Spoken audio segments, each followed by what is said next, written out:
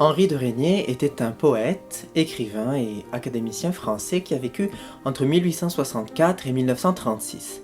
Il nous a laissé un vaste corpus d'œuvres, aujourd'hui largement et injustement méconnues, et on va se concentrer sur son œuvre principale, l'Altana ou la vie vénitienne, qu'il a mis 25 ans à écrire. Et ce récit, en 2 volumes assez volumineux, raconte ses souvenirs de ses différents séjours à Venise, une ville qu'il connaissait comme sa poche, où il allait quasiment tous les ans.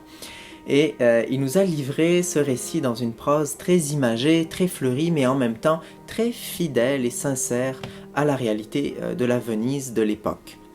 C'est ce qui m'a beaucoup plu et frappé, moi qui ai eu la chance de visiter la Sérénissime plusieurs fois hors de période d'invasion touristique, période qu'il affectionnait particulièrement. L'Altana, c'est une sorte de terrasse belvédère qu'on trouve au sommet de certains palais vénitiens qui permet de rester caché tout en observant la cité des Doges. Alors ça montre bien cette attitude du poète qui prend de la hauteur, du recul sur les choses et crée cette sorte d'espace méditatif pour s'exprimer. J'ai choisi de menus fragments de ce récit qui résonnent particulièrement avec la situation actuelle d'une Venise emmurée dans le silence et dans la maladie. L'improvisation musicale est signée Karine Bétourné. On vous souhaite un très beau voyage.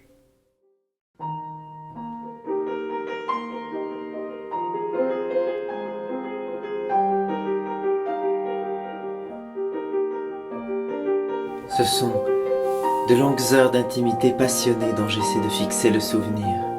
Les heures où, errant de calé en calé, de campo en campo, voguant sur la solitude lumineuse de la lagune, balancé au coussin d'une gondole ou accoudé à la rampe de bois d'une altana, Venise m'a confié, en échange de mon attentive tendresse, quelques-uns des secrets de son silence et de sa beauté.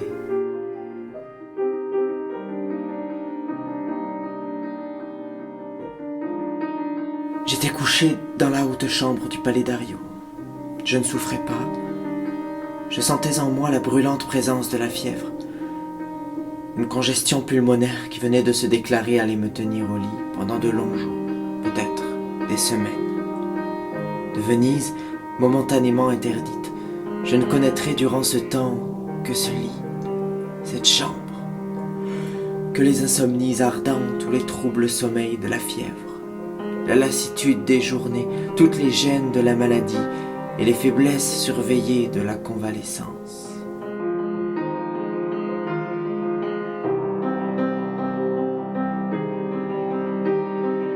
L'usage de tout transporter par eau à Venise produit des spectacles assez comiques.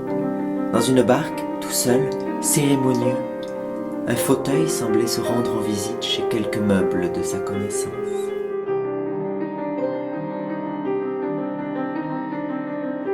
Rien n'est plus émouvant et plus beau que de voir, du fond de la lagune morte, le soir tomber sur Venise.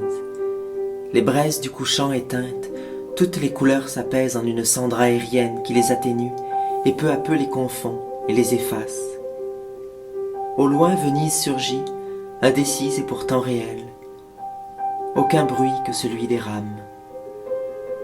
Les gros palis noirs semblent comme carbonisés par les feux disparus du couchant. La gondole glisse lentement. Son fer dentelé semble mordre le silence. Des algues affleurent, l'espace est pacifique et le temps n'existe plus pour les ombres heureuses que l'on devient. Et pourtant, de ce silence, de cette solitude n'émane nulle tristesse, mais une impression de repos et de certitude. Demain, tout ce qui à cette heure s'estompe, s'efface, reparaîtra. La lumière dissipera les cendres qui la voilent. Demain, Venise renaîtra, souriante et douce, aux caresses du soleil matinal sur les vieilles pierres et les antiques marbres.